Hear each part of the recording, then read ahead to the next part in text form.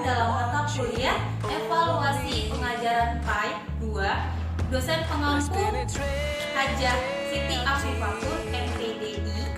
Di sini saya akan menjelaskan penerapan KKM pada mata pelajaran fikih kelas 7 di Madrasah Tsanawiyah Bukit Dua Kota Bogor.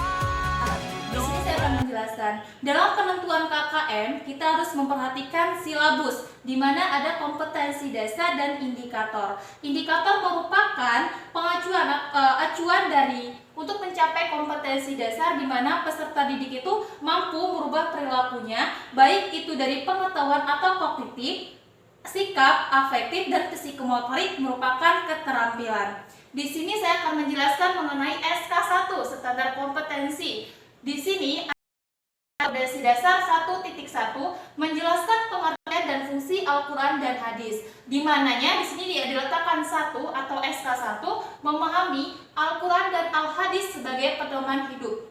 Di bawahnya ini ada beberapa indikator 1, 2, 3, 4, 5. Dalam penetapan KKM tersebut ada 3 kriteria yang harus kita perhatikan. Yang pertama intake, yang kedua daya dukung, yang ketiga kompleksitas. Di mana intake merupakan peserta didiknya, daya dukung merupakan sarana pendukung seperti pendidik dan alat prasarana yang mendukung dalam proses pembelajaran seperti LCD proyektor dan laptop dan lain sebagainya. Kompleksitas merupakan kompetensi atau kemampuan dari kedua intake dan daya dukung tersebut.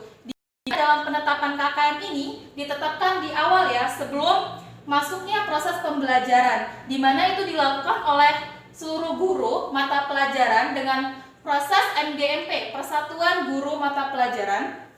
Dalam penentuan kriteria ini, intake yang pertama menjelaskan pengertian Al-Quran, itu intake-nya 75, rata-rata dari peserta didik.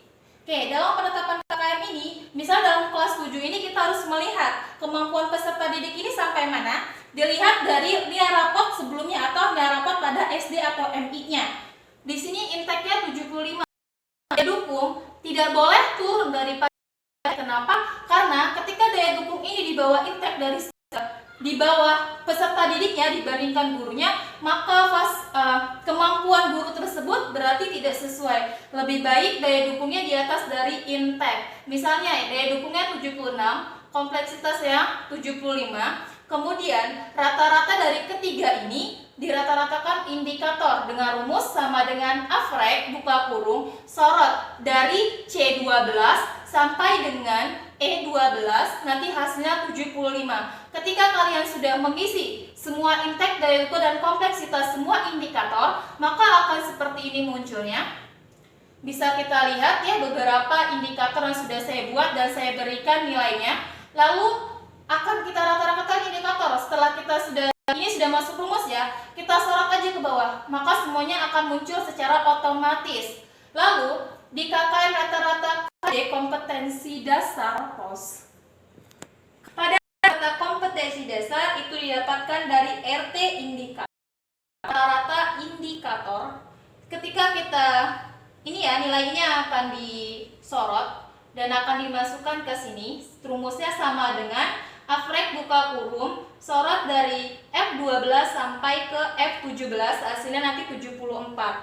Oke, mencari rata-rata standar kompetensi. Dari mana sih standar kompetensi ini dihasilkan rata-ratanya? Yaitu rata-rata dari KD atau kompetensi dasar. Jadi nanti di KD ini ada beberapa KD ya. Dalam fikih SK1 terutama